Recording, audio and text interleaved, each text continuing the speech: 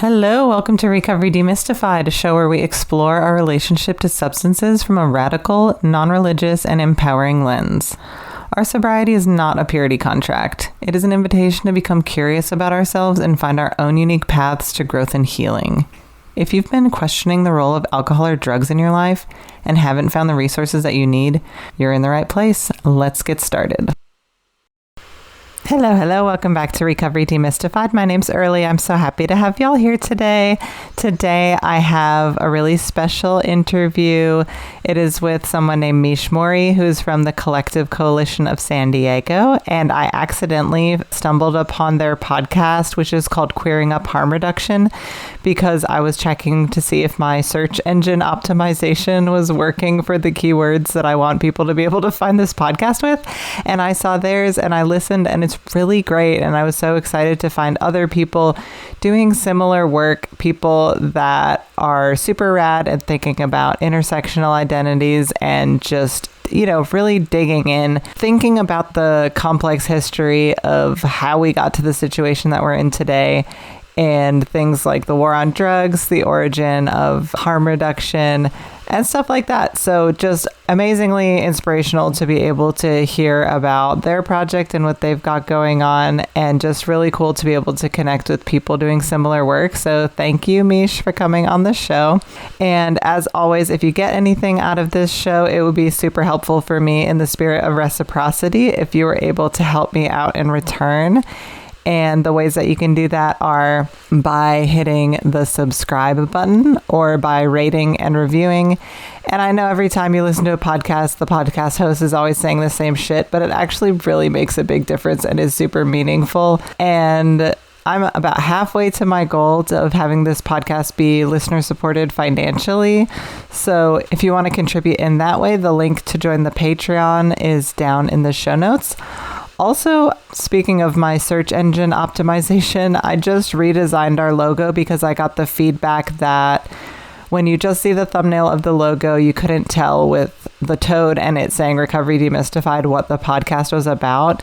So I added a couple of extra words, and I don't know how it lands, like if it's readable, if you, dear listener, clicked because you saw the new thumbnail, or if you're a long-time listener and you saw the new thumbnail and you thought it was ugly and made no sense. Yeah, a little bit of feedback about the thumbnail would be super stellar. But yeah, if you are going through a rough spot, I just want you to know that there's hope, and that if I can do this, anyone can. And the statistics show that 75% of people recover from their addictions. And I think if you are listening to an addiction recovery podcast, you are squarely in that category. You're doing amazing work. Don't stop. And I hope you enjoy the episode today. So without further ado, here's my interview with Meesh. Hello, Meesh. How are you doing today? I am doing well. How are you doing today, Early? I'm doing good. A little bit nervous. We were talking before we hit record about how this is a big growth point for me, because I typically do the same kinds of episodes on my show, and I haven't really done just a back and forth between two people. Usually I'm the interviewer, and I'm excited today to branch out and be able to do like a multi-host, we're both interviewing each other type of situation, with a side dish of nervousness. I feel you. There's a little bit of nervousness coming on my end as well. I think this is great. I love the growth. I'm also in a growth moment of learning this new platform that you have. This is so cool. I've never done this before. So I love that option of being able to do it from home and on your computer. For viewers out there, I am at my home right now. So I love this option. This is amazing. Thank you for providing it. Totally. Yeah, there's so many different podcasting tools out there. And I do a lot of in-person interviews, which I think has value. And then doing remote stuff is great too, because you can talk to anyone on any place on Earth. So that's pretty cool. I'm curious. We're just two queer and neurodivergent people who are both interested in harm reduction. And there's like a lot of amazing overlap there. I'm really curious, like a little bit about your story and how the work that you do and how you got to this type of like healing space, if you're interested in sharing. Yeah, thanks for asking. Okay, so I come from a background. My dad's an immigrant. He's from Peru, and my mom is Mexican indigenous. And I grew up in a household where one of my parents, in the Mexican culture, it's kind of something that where there is a lot of like drinking, a lot of the parties and like family things that we hung out with. There was a lot of that, and I was neurodivergent, so for me, coping, I didn't know how to be a human around other people and like connect when I was younger. So I kind of was like, oh, substances, that's great. Like I saw it kind of modeled in one of my parents and like with my cousins and a lot of my family. And again, this is no shade on my culture. I'm not saying that at all. Just kind of speaking from a personal standpoint of the environment that I grew up in kind of to get me to in the story. So I kind of grew up where I didn't know how to cope and connect without substances. So in my late teens and early 20s, I had a couple of, I won't get into too much details, but some kind of traumatic things that happened where I was kind of like using substances to cope a little bit too much. And I started to notice that it was really unhealthy and I wasn't even able to fully be myself because I was relying on the substances to have a personality around people and to connect with people. And that's what I really wanted the most in my life, is really to feel like I belonged somewhere and like I felt like I could connect with people. And so I didn't know what harm reduction was at that time. I also wasn't out. I grew up in a very Catholic household. So I didn't come out until it was later in life. And I didn't understand that. I was just like trying to grapple with these feelings of feeling like I wasn't attracted to cis men. And I also was not dealing, but like kind of coping with, I wasn't comfortable in the gender that I was born as. So I had a lot of those going on at the same time. But when I felt like I was able to have a healthier relationship with substances, I felt like it was easier to deal with all those issues because I feel like I was masking over them. So I got really involved in public health as I got further in my journey. I was like, I really want to help people. Like that was like my biggest thing in life. I was like, I feel a calling as like, those people feel like those religious people feel when they're like, I have a calling for God. I felt like I had a calling for helping people. So I was like, I'm going to help people. And I love public health. And then I learned what harm reduction was. And I was like, this is amazing.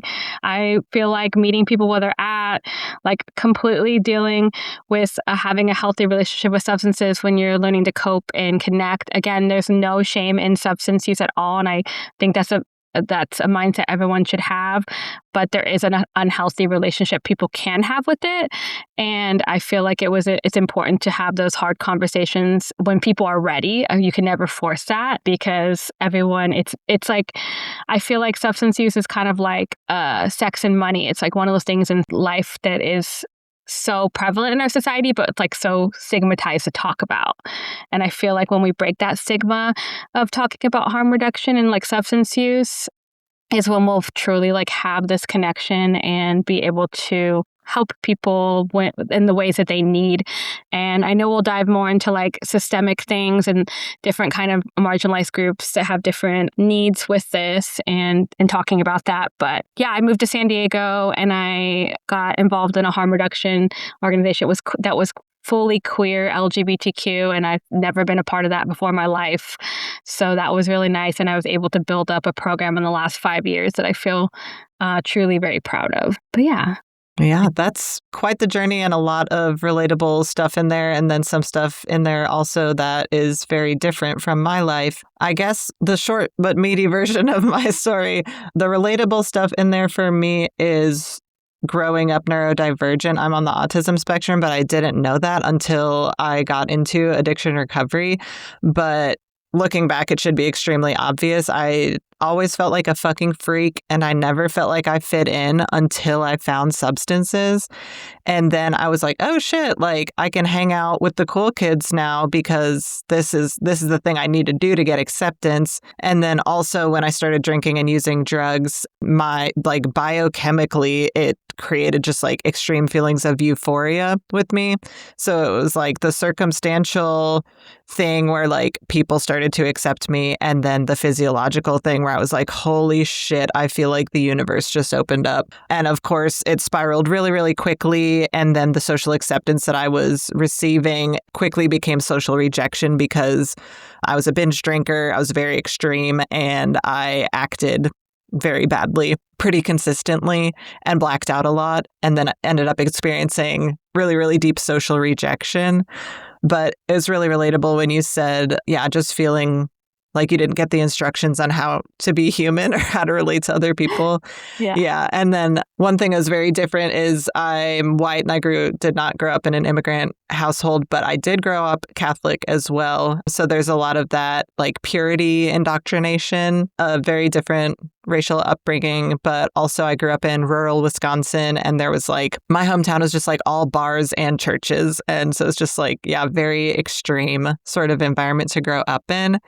And I also, for my entire childhood and a lot of my adulthood, also really grappled with who I was as a queer person. When I was a kid, I remember like coming home from school and being like, that's gay. And my mom being like, what do you mean by that? And then being introduced to like the ideas of oppression and like the potential for allyship and equality. So for years I was like, I'm an ally. But really I just didn't understand myself or like have a lot of ways to be able to, I don't know, explore that in like the 90s and early 2000s in rural Wisconsin. Like it was cool that my parents weren't hateful, but also it took me forever to find myself. And I also think that I was suppressing especially a lot of gender dysphoria with using substances. And then in recovery, I was finally able to like fully come out as trans and change my name and just completely like start advocating for people to use correct pronouns with me and things of that nature. But I got brought to the harm reduction space because I like to say that I spent 13 years quitting drinking and drugs and nobody should have to do that. So my experience of trying to address my addiction was either just trying to use willpower alone, which willpower is like an important tool, but it can't be the only thing that we try to use. And then I also spent enough time doing 12-step things like in AA and NA. And I did the whole 12 steps and I did everything that they said. And the underlying like ideology of Christianity and purity culture and abstinence only, and like the very rigid gender binary that they enforce in AA, it ended up making me feel worse instead of better. And I just felt more and more and more shame and like humiliation, honestly. And during my first like calendar year of actually being abstinent from drugs and alcohol, I used kratom the entire time. And people in 12-step said that that was not real sobriety. But for me, using kratom was harm reduction in this way where like I still had a filter between me and the world, but I wasn't getting blacked out drunk and driving my car, for instance. And yeah, so I live in northwestern Arkansas now and not really having access to anything else besides like that really dogmatic, rigid 12-step ideology. I felt like I was sort of inventing harm reduction in my own brain and like learning how to accept myself for using practices of harm reduction. And yeah, I just think it's a really important concept that doing something less bad is better. and expecting people to just like abide by this concept of purity culture is pretty unattainable and rigid and shameful and not helpful for the majority of people. But yeah, that's sort of just a bite-sized version of how I got into the harm reduction space. I'm curious of the organization that you work with, like, would you be able to talk a little bit about like what y'all do and what it's called and what the deal is with that? Yeah, definitely. Before I go into that, though, I would love to say, like, I also resonated with things that you just said, and thank you for sharing those. Those were amazing. I also when I was really using alcohol, I also had a problem with blacking out and doing things that I wasn't like proud of, and like waking up and being like, what did I do? And having no recollection. So I feel seen in that.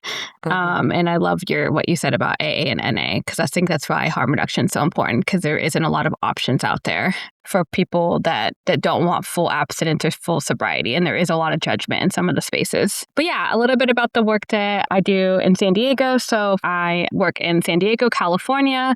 I lead a harm reduction group called the Collective Coalition. It is a fully queer and trans-led and centered coalition. We do a lot of different things. It started as like a prevention group, because, that's where a lot of the money grants are, of like kind of like prevention in like tobacco or alcohol and like other kind of things. And I started this in like 2021 when I got involved, and I kind of switched the collective over to being a harm reduction group, because I was like, okay, well, we're doing prevention in the sense like that's like harm reduction is where we need to be at, because there's so much systemic things within the queer and trans community that you can't just come in and like have that like dare mentality of like, just say no, like don't do it, like it's bad. It's like, you guys have high rates. Well, why do we have high rates? Like, why are you just keep constantly telling us that the LGBTQ+ community uses substance use at higher rates? Like, what is behind that? How do we support that? A big thing with me is like data inequity. There is like finding intersectional data is like next to impossible. Like you can find something, it'll be like, usually it's just LGB data, and then it's usually like no intersection with like disabilities, with different cultures, different religions, different racial groups, like different socioeconomic statuses, different mental behavioral health services. Like there isn't any intersection, and that's really hard for me all the time. So like I love creating data, like having some kind of surveys, like collecting things at our tables, and like being like, hey, we don't federally, like especially now, like they're not collecting this anymore. So like it's our duty, unfortunately, to collect data for our community, because we still exist. Like we work with an archival project in San Diego to collect stories on people. It's called Queer Stories, Substance Use, Recovery, and Beyond. And it's not just for people, it's like anyone's journey with substances, because we know now than ever it's important to capture not only like our history, but what's happening presently now, because we know it's going to be important. But yeah, we do a lot of different things. I really thought it was important to start sober events. And again, that kind of has like, when I first started them, it had a very negative connotation, at least in San Diego. They were like, oh, sober events. So like it's AA, or like, oh, you have to be sober. And I think people found it hard to have a space where like, no, it's just a sober space. Like there's going to be no substance use here. Like there's no alcohol, like there's no anything. Like it doesn't mean that you have to be sober. It doesn't mean that you can't leave here and go use. Like that's not what we're saying. It's literally just like, a lot of, in the queer community, we don't have a lot of options for sober spaces. Like, and we know the history there. Like, we know that like our safe spaces came out of bars, and like that's like a history that we do have. And like, it's not to say that bars don't have their place in our community. Like, they're amazing, but we are growing as a community where we can have options. So having sober spaces is really important, especially for people that are like figuring out their recovery journey, or figuring out their triggers, or what their relationship looks like, and maybe don't have the capacity to be social around a lot of people that are using some kind of substance, whether that be alcohol or marijuana or nicotine, whatever they're trying to have a healthy relationship with. And another thing we do is we do Sober Pride every year. So our fourth one is coming up on June 13th. It's our biggest event of the year. And again, that even has a little bit of negativity, because people are like, why do we need to have a Sober Pride? But it's just giving that education of like what sober curiosity is, and like all that kind of stuff. So we do a lot of education on that, and we do a lot of workshops. We do social media posts, because we know that the queer and trans community, while is a little bit of shifting right now, but we do have a very heavily online presence. Like that's where a lot of people find their community right now, because some people don't have access to it in person. So it's important to have those options for people that need it. So we do things virtually as well to give other people opportunity to connect with the work we're doing, that maybe don't live close by or have different disabilities where they're not able to travel or be be in person. So things like that. We also are unique where we also, when we are doing harm reduction, which I am seeing a little bit of a shift, but we do include nicotine in harm reduction. And we are not telling people that they have to quit or that they need to. We talk about like the recovery spaces and how prevalent like nicotine is in recovery and how that can be a lifeline. Like how you mentioned, like kratom is harm reduction for you, and some people nicotine is harm reduction for them. Some people marijuana is harm reduction for them, and there's no shame in that. There is nothing that we're saying like you need to be getting rid of those products, but we do know that nicotine is a substance that there isn't a lot of support. So we created a support group for it. So we have a monthly Quit Nic workshop that is led by a queer person that has quit and is a tobacco treatment specialist for that option for anyone that is looking to make that journey. But none of our resources are just there to support. And we're trying to create things so people have, the biggest thing we see is like accessibility and having options for people to partake in. So yeah, it's a little bit about the work we do. We have a podcast as well. It's called Queering Up Harm Reduction. And yeah, so just things like that. I think we do more, but I don't want to take up all the time talking. No, that's great. That's an amazing program. It sounds like y'all are doing really good work. And I hear a lot of like overlap between the things that we're doing. And it was also really interesting to hear that you get a lot of pushback. I've sort of quietly been waiting for the haters to show up for me, but it hasn't happened quite yet.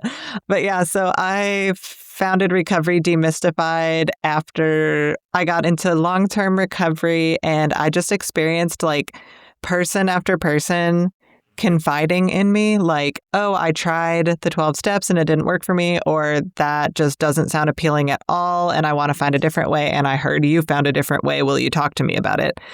So I basically had like sort of the same conversation with a lot of people, and then like a lot of friends of friends. And then I was like giving everyone the same books and the same podcast list and just, very similar encouragement to a lot of different people. And then something clicked and I was like, wow, I think this is just missing like from society at large is different, diverse addiction recovery services and harm reduction and sober socialization. Like, I think that is just something that is missing. Like, we have the Christian program and there's treatment centers. There's not a lot of, especially nationwide, projects that are culturally appropriate for queer people and for, people that just are not interested in purity culture and dogmatism and like Christian ideology. So I started Recovery Demystified, which is a nonprofit organization here in Northwest Arkansas. And we also have weekly support groups that are in a vintage store instead of like every support group I've ever been to for recovery has been in a church or on church property. And so many queer folks have religious trauma and other folks do too. So I was just like, I want to make sure that this is somewhere that's just like quiet and safe and not on church property. So we have our support groups in a vintage store and it's a really supportive environment. It's closed on Mondays, so we just have it all to ourselves. And that's been really grounding for people. And then I heard folks say over and over as well, like, when I quit drinking or when I quit using drugs, how do I find new friends and how do I socialize? Like, I have so much anxiety. I don't want to do the things I used to do. And so sort of like what you're talking about, it's like, okay, so yeah, like let's have sober social events where we can network with each other. We can practice socializing without being fucked up, and we can all, sit in the soup of our anxiety all together and be supportive of each other. And and then I also started the podcast just sort of on a lark, but it's been one of my favorite things with the nonprofit. And it's also really so important to me to not just uplift like my own historically marginalized communities, which are queer folks and disabled folks, but also to understand that like the intersectionality of all kinds of oppression. And for that reason, we try to provide to the best of our ability culturally appropriate resources. Like, we get the books from White Bison Inc. about Wellbriety, which is an indigenous form of healing circles that's been, their organization has been around since the 80s, and they do really amazing work. And we also try to get books that are authored by people from all different racial backgrounds, just to be like, it's not just one book, the big book in AA written by one white man 100 years ago. Like, there's all sorts of different people that have different perspectives. And representation is so important that it's like, when you hear someone's addiction story and it's a person who looks like you or has had your experience in the world, it's such an amazing permission slip to be like, oh, like healing is also possible for me. So all of that stuff is really important at Recovery Demystified. We've been around a year and a half, and I'm just really excited to see how things grow and change. And how we can, at our groups, we have Narcan and fentanyl test strips, and we don't have people count days. Like, we're not handing out prizes for people who are like completely abstinent. It's like, if heroin was your problem and you quit heroin and you still go to the bar and drink once in a while, but you consider yourself in recovery because you quit heroin, then like, fuck yeah, who am I to tell you you're not in recovery because you still go to the bar and drink? It's none of my business. So just like opening up the definition of what recovery is and like not requiring people to be totally abstinent before they can receive support, I think is so important. And I'm just really excited to grow and connect with more groups like y'all's group and just see what other people are doing and how we can learn from each other. And I love that history keeping project that you were talking about too. So much good stuff going on. Thank you for sharing. So much good stuff. Yeah. Thank you for sharing. I love that you said open and definition of recovery. I think that's like something that we grapple with like constantly when we're talking to people, because people think that recovery is so one-dimensional, and it's like recovery is so personal to everybody. And I love that you said that when you see yourself in somebody else, like it gives you that permission, because you're like, oh, I see myself in that person. And representation and diversity is like so important. So thank you for sharing that. Yeah, I feel like I've been accidentally putting myself as the interviewer. Did you have any questions that are coming up, or do you want me to keep vibing with asking the questions? Oh, no, you're good. Something did come up for me what I wanted to ask, but also shout out to you being at a vintage store. That's really cool. I wrote that down. I was like, that's so cool to have it at a vintage store. It's a vintage store also run by queer and neurodivergent people, so they're wonderful. I love that. Yeah, I do have a question. So we are in starkly different areas in the United States. And if you feel comfortable, I'd love to hear about like how it's going with you with the work you're doing, because you are in where you are at in Arkansas, and what that looks like. Because I know the two things that are being right now federally is like LGBTQ plus stuff, and also harm reduction is also being radically reduced. At least we're getting that pushback. So I'm wondering how you feel over in your area with all that. Yeah, that's a really good question. So I'm brand new to the nonprofit space, and I came into it just being like, I'm doing great work, so definitely people are going to fund this because this is new and it's different and I believe in it. And people, when I started, were like, grants are really hard to get. And I was like, I'm going to get them though. And as it turns out, grants are really, really hard to get. Mm-hmm. And I've spent I've gotten a couple of micro grants, but I get a lot of people that they ghost me in weird ways and sort of gatekeep me from knowing about different resources that might be able to help our organization. And of course, we're like in this like 3 times stigmatized group where it's like we're in addiction recovery, which is already stigmatized, and then we're taking it to harm reduction as well, which is like double stigmatized. And then we're also like, we're unabashedly supporting people from historically marginalized groups, and that weirds people out too. So it's like, it's sort of felt like a fight that can't be won in a way, where I'm beginning to think I might have to pivot on the grant writing strategy thing and maybe look towards more some kind of community funding or something like that.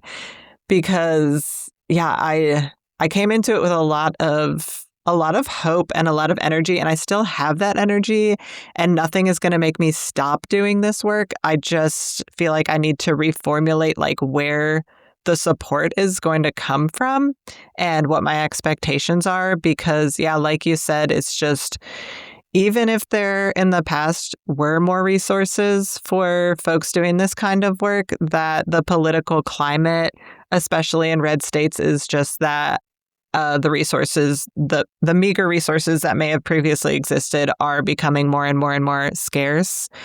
And also, yeah, living in a red state it just means that the population of people that we serve is smaller and decreases a lot because people don't, like trans folks and other people from historically marginalized communities that have the privilege to be able to leave. A lot of people are like, I'm getting out of this place, So it's totally in the norm for the majority of trans folks that I've met around here try to move away, and I don't fault them for that. But the rest of us that are still here are going to continue to need this kind of support. And yeah, it's rough, and it's a weird, wacky world out there, getting wackier every day. And it's not going to stop me, but I'm at a point where I do need to reformulate. Yeah, what are resources like for you out there in California? Yeah, thanks for sharing. Yeah, so, thank you for doing that work in an area that I know really needs it too. So thank you. It's really appreciated. Resources. So I obviously have to acknowledge the privilege at first. So not obviously, maybe people don't know, but California is a blue state, and San Diego, well, it is. We do have a gay brown mayor, but he is a little conservative. So there's a lot of stuff happening with him right now. Like there's a lot of political landscape happening. And so we do have a very big military population here. Like we have naval bases and Camp Pendleton's up in Oceanside. So we have a lot of military presence here in San Diego, which has its navigations. So we do have that kind of landscape going for us. We also have the border of Mexico right there. So it takes me about 20 minutes to cross the Mexican border. So we have that right there. It has its own things right now because in our current political climate, there is a lot of stuff happening at the border right now. So a lot of stuff happening with ICE and everything like that. So we have a lot of different things happening in our area. We did just have like some really bad shooting that was Islamophobic. So we have a lot of things happening in San Diego that are like pretty big. So the landscape could feel like everything's pulling you in different directions because we have so much. So that while we have a privilege of being not rural and we have the privilege of having a bigger city and more resources, we also, with more resources, there's so many different obstacles that come with that as well. Funding wise for us, a lot of funding is federal. I'm not funded through my grant federally, but a lot of my coworkers are on their grants. So they get censored a lot because everything federally, there is a lot of censorship happening right now with harm reduction, with LGBTQ+, with like DEI, anything that has like diversity in it. So that has been hard because having to navigate working for a nonprofit, because I work out of a nonprofit that's pretty big. My team is small. There's only 3 of us, but we are hubbed. We're not similar to you where you are your own nonprofit. We are hubbed inside of a big nonprofit. So that has its red tape as well because they have to abide by all these new federal laws that are happening, and they're trying to catch up and make sure that they're not going to lose their funding or anything. So we have to navigate a lot of that, which has been pretty difficult in the last year to have to do because we have been for so long, we've been allowed to talk the way we want to talk because we are a different community and we're connecting with our community and we have a pretty big reach of the programs. We have a pretty big network compared to some of our other grants that kind of like don't have that network. So yeah, we're just dealing with a lot of red tape right now, I would say. So it's really hard. And I know it's needed because when we do events like how you say, when people show up and they're like, oh my God, I needed this. Like we feel that too. Like people come up to us and they're like, oh my God, I really needed this. A sober space. I feel like they leave us friends, they leave us resources. And it's so beautiful to see every time that it's like hard to see that like, I don't know what the future is going to look like, but like you, I'm not giving up and we're still putting the work in. We're still trying every day to push back and to make sure that our resources are still out there and we're still getting that information out there and the best of our abilities. But yeah, it's a wacky world right now. And I wouldn't say it's not challenging. It's definitely challenging. Yep. But I mean, folks like us are used to adapting and switching and changing. And yeah, we're going to figure out a way. I'm curious, how you connect queerness and harm reduction, and what are the overlaps there, and what do you see in the community as like our strengths and places that we need to work, and why harm reduction is important to queer folks? Yeah. So harm reduction, first of all, was led and popularized and started, documented at least, by queer and BIPOC folks, people of color. So queer folks have always been very heavily involved in harm reduction, leading the efforts, especially queer people of color, because a lot of when things were happening, especially it came out of the AIDS epidemic in the 80s, no one was creating resources or anything for them. Like President Reagan at the time was totally saying this wasn't a thing, wasn't giving any resources to people that had HIV or AIDS. People were dying left and right. And also substance use was heavily ingrained in it because HIV can be contracted through substance use, like dirty needles, as well as through sexual intercourse. So there was an overlap that people were like, oh, okay. And back when harm reduction was starting, it was illegal at the time. Like giving clean syringes was seen as not something that you should be doing. It wasn't credible. It wasn't something that anyone was doing. So they were bringing like syringes in, clean ones, in baby carriages because they were doing the work, even if it wasn't something that was legal or something that was funded, I would say is a good word to use. And I know like one of the biggest people that was on Prevention Point, I believe, he was talking about how like the system was working for like white people, but brown and black people were saying for a long time that the system wasn't working for them, that they weren't being seen and they weren't being educated in the way that their communities heard it, because they weren't seeing themselves in the outreach. They weren't seeing themselves in the prevention. So they got involved. So you have like badass people like Marsha P. Johnson and Sylvia Rivera starting STAR and like starting these street programs that were out on the ground, really helping people. You have someone like Imani Woods, who's a Black person that started like the Harm Reduction Coalition, the national one, these people who saw the need for it. And why it's ingrained in queer culture is because, this has been ingrained since, like I said, the AIDS epidemic. And then even further, as we get further past that, like when we're thinking about like all of our systemic issues and the stigmas that we face and discriminations we face, we have higher usage rates because of like, I think also something I always talk about, which I've been doing a lot more research on it, but there is a higher rates of neurodivergent in the queer and trans community.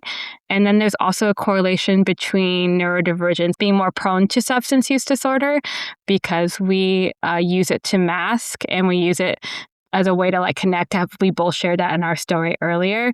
So like seeing the correlation of like neurodivergence, our spaces, because it was illegal to be gay or trans, coming out of spaces like that, like our culture was hidden in bars. So like you hear that a lot, like, oh, like you gay people know how to party, like your drinks are stronger. Like we hear that we're like, that's part of our culture. We're a party culture. And so that gets ingrained into our identities. And so when we are struggling with these kinds of things, when we're seeking these help, like you were talking about that, we don't see ourselves reflected in the resources that give the help. So like AA could trigger people, like you said, like having religious trauma, going to these places where it's telling you have to be totally abstinent, when a lot of like neurodivergent people some people think black and white, but some people are like, well, I need to like, there's gray area and like, I don't know about that. Like where it's not totality, where it works for everybody. And then the harshness of it, because I do feel like sometimes AA is very like guilt focused and shameful. Like that is something we already feel, at least I feel a lot in my life. And I've talked to other people that feel that way. And so it feels hard to be like shamed into not doing a substance instead of giving the support in a way that they're able to see themselves, like you said, like see themselves reflected, see themselves feeling respected, feeling totally like they can show up fully as themselves and who they are as a queer or trans person. So yeah, I think harm reduction is very intertwined in the work that into the queer movement as well. I feel like their movements are very, very much synchronized. But yeah, that's what I think about that. Yeah, that's a lot of great information. And I love that you pointed out that there's like a long historical tradition of this. I feel like a lot of things that once they become a little bit more mainstream, people are like, wow, this is new. And then once you actually dig in and learn the history, it's like, oh no, actually, like Black and brown people and queer folks and like trans women have been doing this stuff for decades, and it just like when it's from historically marginalized groups, it's just so like counterculture that people are like, ew, that doesn't exist. And then it sort of hits the mainstream and it's like, oh, wow, like this is brand new. So I love that you brought it back to those historical roots because all of that stuff that you're talking about is like, it's really important and it brings to mind like the long, painful history that queer folks have had. And yeah, just like the deep stigmatization. And you're totally right when you're talking about the increased rates of substance use with queer folks and with neurodivergent folks. And I've definitely experienced both of those things in my life where it's like, yeah, the social discomfort and the need to mask and just feeling like totally fucking out of place and needing something to self-soothe. And yeah, I'm wondering what you think. So also, I have a little bit of trouble, not with harm reduction itself, but with our subculture being like, we've arrived at harm reduction and we sort of like dust off our hands and move on, like having everyone have Narcan is like the end all be all of addressing substance use. Mm-hmm. And I think it's like so much more complex than that because we're talking about chronic discrimination and just like the world that exists is like beating us down so severely that we're like backed into this corner of like such sky high rates of severe substance use that I think doing some more radical things like addressing the alcohol industrial complex telling us that we need alcohol to relieve our stress or to have fun and then pointing the finger at us being like, oh, but you didn't drink responsibly, and just things of that nature. Like what else do you think we can do to build on harm reduction and do more to heal our communities? Yeah, the alcohol industrial complex. We just say it's capitalism. So we have a whole workshop on that about the capitalism of substances and how that in itself even got us to where we're at. And that means like we pinpoint big alcohol, big pharma, and big tobacco. So those are the big industries, and big tobacco being the most profitable one. They're a $1 trillion industry internationally. And I won't get into the nitty gritty of what they do in other countries, but it's pretty bad. And their history with queer people is really bad as well. But you asked a different question, so I'm going to steer there. I do agree with that. I think sometimes people, when they hear harm reduction, they do think just like Narcan. They're like, oh yeah, I have Narcan. I'm like, it's more than just that. Like, it's what you mentioned, the systemic stuff behind it. Yeah, harm reduction in itself, I think, because in 2021, harm reduction became a pillar of SAMHSA, so the Substance Abuse Mental Health Administration. And that's the first time it became a credible thing. And I think since then we had like an upcline, and then obviously when the current administration came, it went down. But even when that upclimb was happening, hearing the word harm reduction became a buzzword where people are like, I hear that everywhere. I see Narcan, but I don't understand it. And I don't think people took the time to explain that harm reduction's more than that. Because I know when I would at the table with people and I'd explain it to them, I'm like, why is this important? Because, the number one thing we get when I try to give Narcan to someone is like, oh, I don't do drugs. So then one thing I say is like, oh, you can't Narcan yourself. It's not for you. It's to help your community. It's helped. And they're like, oh, I don't know anyone that does drugs. I'm like, you definitely do. But I don't say it like that. I'm just like, yeah, well, anyone can use drugs. It doesn't just look like a certain type of person. Honestly, like we have grandparents OD because they take too much of their prescription meds.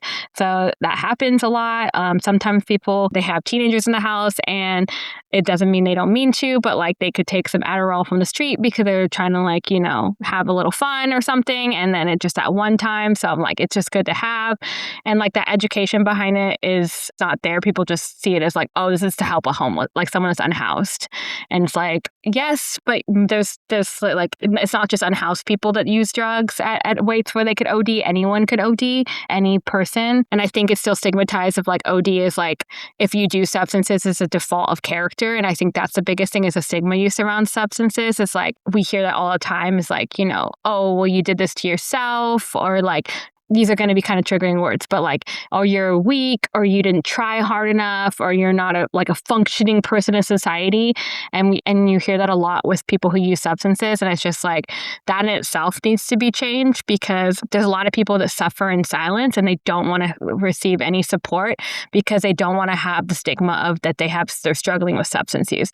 And I find that to be something that's hard. Like, there are so many people that suffer in silence or will suffer through it, or I won't get support because of the stigma that's around substance use. And I think when we talk about systemic, which is a bigger issue because of other marginalized groups, which we'll get into probably a bigger discussion about this, but like, I feel like the first step is that stigma around even substance use in general is like this default of character, which is not true.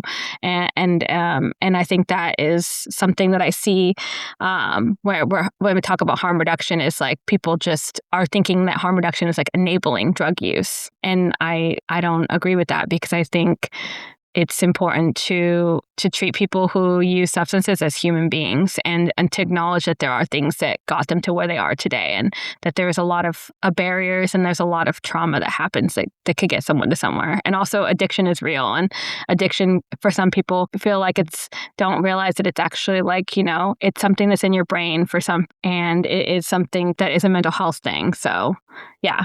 Anyways, I'll get off my soapbox. I love the soapbox. Honestly, I'm like, preach. Yeah, I totally agree that just destigmatizing substance use and like removing the evilness from it or whatever is like an amazing, important step that society is really afraid to do. Yeah, I first heard, I think it was Mark Lewis say, using drugs is not evil.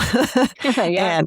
And I'm like, yes, thank you. Like, it's a self-soothing mechanism. First off, it's something that's so culturally normal, like especially drinking alcohol. It's like almost encouraged. And I think maybe you could even add to that program you were talking about, the growing like weed industrial complex as well. Like, there's nothing wrong with using substances. It doesn't make you bad. And it's like, it's this two sides of this coin where it's like, on one side, they're like, you need this thing to connect to people. And then on the other side, they're like, oh, but you fucked it up. You know, like we told you needed this, but then you did it wrong and now you're bad.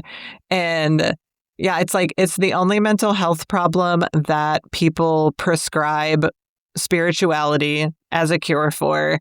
And it's not the only stigmatized mental health problem, which like, that's a whole another animal of just like destigmatizing mental health struggles in general. But yeah, I totally agree that starting at a cultural level, destigmatizing substance use in general would be an amazing start. You sort of hinted at wanting to dig into the complexities when it comes to historically marginalized groups. Were you interested in hopping on the soapbox for that one? Yeah, I think like for marginalized groups, you really can't not address the elephant in the room, which is like the war on drugs. Like the war on drugs is like hugely been something that has marginalized specifically Black and brown people. And then it's like, I find it hard because it's like a lot of Black and brown people are in jail. There are people in jail for like selling weed. And then they see like white rich people get really rich off of the cannabis industry right now because it's become legalized, and especially in California, where like cannabis is like a huge industry where all of these like white billionaires are getting involved in it, and billionaires, and they're sitting in jail for like there's 3 strikes from the Bill Clinton era of like, oh well, I got caught with like an ounce of weed in my car, so now I'm in jail for like, because it's 3 strikes you're out policy. So like, I find that hard that we still have people in prison for, like, with the prison industrial complex for drug offenses or drug crimes, nonviolent drug crimes. So the war on drugs obviously is a very, very racialized movement. It was coined by the Nixon administration as like public enemy number one. So that was like a huge start of it. It had been going on way longer than that, but that was the first time it was like that whole phrase was coined, and like it became more radicalized not radicalized, but more prevalent in the policies that were being made by different administrations, meaning like Nixon and specifically Reagan. And yeah, so it had been going on longer, like in the 1920s, I believe, there was like the marijuana tax where they were criminalizing Mexican immigrants that were bringing over marijuana, even though there was a lot going on with that. But in the 1960s, Nixon coined the public enemy number one, and he was the one that scheduled all the drugs. So why we have the scheduling system for Schedule 1 to Schedule 5, and then unscheduled is like alcohol and tobacco and things like that. But Schedule 1 lies where marijuana lies, and there's where heroin lies and things like that. And that's how the penalties get put for prison. So if you, depending on what scheduled drug you are selling or using, your sentence will be higher. So that was a big movement. And then Reagan, like, not only was that happening, but we have to admit, like, because I mentioned earlier about the border, and like, because I'm a border city, we can't not acknowledge that, like, Reagan and Nixon destabilized Latin America with the war on drugs completely, and like sending the DEA and like FBI and CIA to Latin America to do a lot of things is why we have such an issue with stuff that's happening nowadays. It's like a huge part of it, and I feel like it's not talked about enough, and like we kind of fault Latin America for being so corrupt when we were heavily involved in the corruption of what was happening. So that's like a big thing that affected that. Also, like, Nixon was the one that started the DEA administration, the Drug Enforcement Administration. So having a whole entire policing system for drugs was started through the Nixon administration. And then also the penalty of like crack versus coke. So like when Reagan made it harsher penalties for crack because he knew that Black people did it more than white people, and that even though it's seen as like a Black drug and seen as like a poor drug, and coke is seen as more of like a white affluent drug, and so the penalties were extremely harsher for crack, and that was very strategic. Same with marijuana, because a lot was going on with the Vietnam War, and he wanted to have a reason to, and they have the quote from Nixon's administration of him saying that they utilized drug policies to put like Black Panther leaders in jail and put people who were against the Vietnam War in jail, people that were like kind of radical left in jail, anti-war people. And so there was a whole system created for this kind of thing. And we see it now with fentanyl. Like, I'm not saying fentanyl is good. Fentanyl is definitely a problem. But associating it with Mexico or associating it with a certain type of people is very strategic. It's bringing back that mentality that, you know, that only like Black and brown people are the problem, and that they're bringing this over, and we have to have a stronger border because they're bringing this devil's fentanyl over, and we're having a problem. But you know what? It's a supply and demand thing. And if there wasn't a demand in the United States, because this mental health crisis and for its access and for it to be so normalized, like you said, like alcohol is so normalized and it's other things are like that and centered in our lives, like we wouldn't have a reason to even have these products. So yeah, that's a little bit of my soapbox. I'll kind of leave it at that. Yeah, I mean, here, like you're totally right. The war on drugs, it's so ridiculous because it's like you can't fight a war on an inanimate object. It's obviously a war on people. Mm-hmm. And it's about control. Mm-hmm. And I've read that quote that you're talking about from the Nixon administration where they're like, well, we couldn't criminalize being Black or being anti-war, so we found other ways to arrest them. Did we know we were doing it that way? Of course we did, or something to that effect. And it's like, it's bone chilling when they do say the quiet part out loud. But yeah, I mean, it's like, how can you fight a fake war against an inanimate object for 60 years and just keep using it as a pretext to destroy other countries and to like imprison disproportionately Black and brown people in our own country? And yeah, I think that ending the war on drugs would be a fucking phenomenal start to go hand in hand with destigmatization and how we culturally act about substance use and how we treat people that use substances in this country and elsewhere for that matter. So yeah, thanks for that historical lesson. What else did we not get to that you wanted to talk about? Yeah, I think like what do you feel like I know you said you're like a year and a half in and you still have hopes of like building and keeping this going. Like if you had unlimited resources, what would you like to do with your nonprofit? Oh my gosh, unlimited resources. I guess I would continue to foster this environment where I ask people, what do you need? Instead of telling people what to do, which is what happens in a lot of other programs, 12-step and treatment centers and jail and all of that stuff is a lot about people telling each other what to do, which personally, I don't like being told what to do. And I think that people, when they're put in an environment where they're able to like explore themselves and they're in a space of empowerment and they are, just allowed to look inside of themselves and try new things and figure out what works for them. I think that that is a space of like true healing and growth. And one of my favorite things to do is ask people like, what do you need? And then work with folks to try to be able to provide that for them. And I think it would be great to see programs like y'all's and programs like mine be just as common and as ubiquitous and as available as 12-step programs. And getting all of those folks when they come out of jail jail or prison are in such vulnerable positions, and they oftentimes like have absolutely nothing and are just like thrown back out into this world and don't have a lot of integration support. So I would love to see harm reduction organizations also being able to work with folks that are coming out of incarceration and being able to provide them with support when they're in that extremely vulnerable place. And just building up communities like queer communities, all the intersectional identities, people of color and disabled folks, and just being able to be like, what do you need that you're not getting right now? And how can we get that for you? And if I had unlimited funding, I would just be asking people what they need and how we can get that for them. What would you do with unlimited funding? Oh, I love that. That was really well said. Thank you for sharing.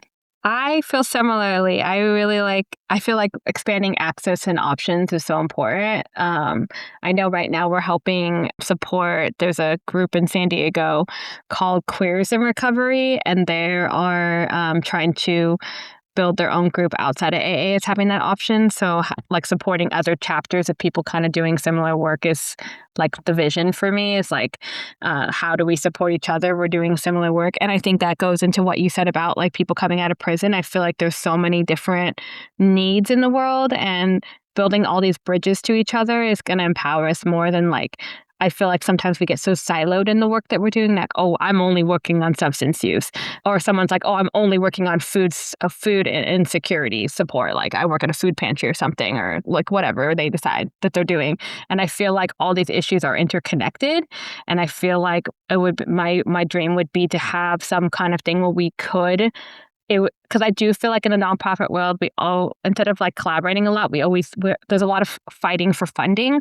So a lot of times people don't want to work together, or they're like, I don't have time to do that, because we have this industrial complex of like, I just have too much to do here, instead of being like, if we actually take the time to like connect and get to know each other, maybe there's a resource that we can share with each other and the work will be stronger. So that's kind of like where I would see this going. I'd love to be more connected with people, more empowerment, like you said, more options. I would love for just more people to feel like they see themselves in it. Like you said, like I know that I didn't have spaces like this growing up. I'm not sure what age you are, but I'm in my 30s. So I didn't have access to this when I was younger, and I would have really benefited from this. So knowing that we're able to provide this now to other people, and that is just something I just think is so amazing. And I'm so happy that you're doing this work and that there are more people out there that are probably trying to do this work, and I would love to support them in any way. Yes. And yeah, you're mentioning I'm 37, so around the same age. So you're talking about growing up without these resources. It would also be really cool to connect with like younger queers and younger people from other historically marginalized groups and just be like, hey, you know, like you get the abstinence only education for substance use through, I don't know, even know if they still do DARE or not in school, but just to be like, get an honest education about substance use and harm reduction, like as a teenager before you screw it all up, like, or at least just know what's available, because kids are going to do whatever they're going to do.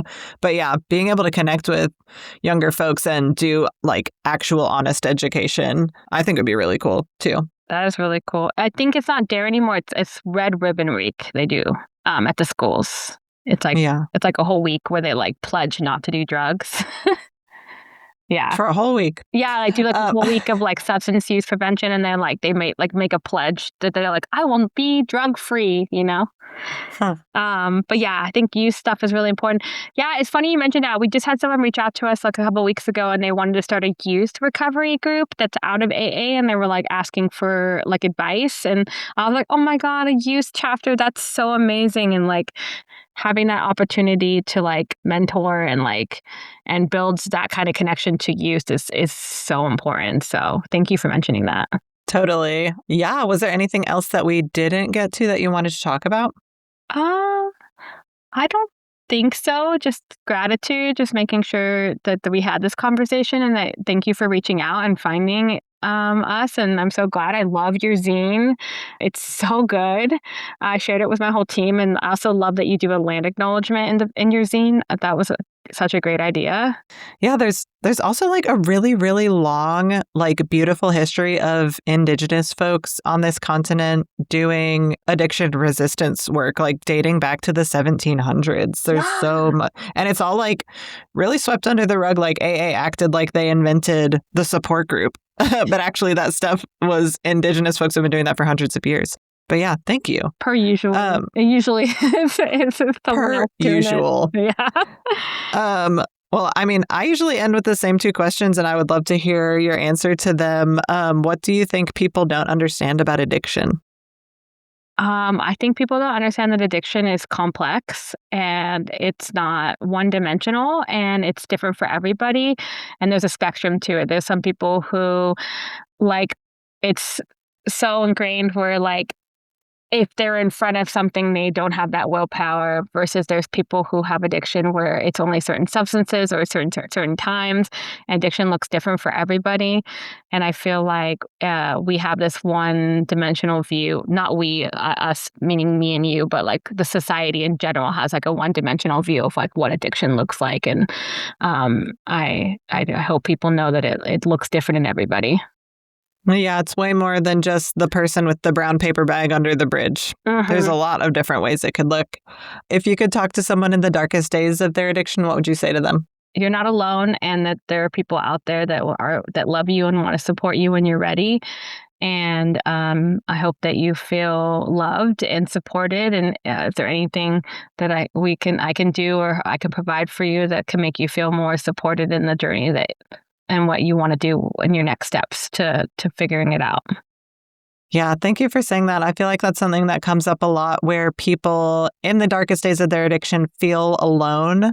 And I just want to point out that aloneness can feel very real, but it is an illusion, because as soon as you're ready to reach your hand out and ask for help, there's going to be so many people that are like ready to help you. So 100%. Yeah.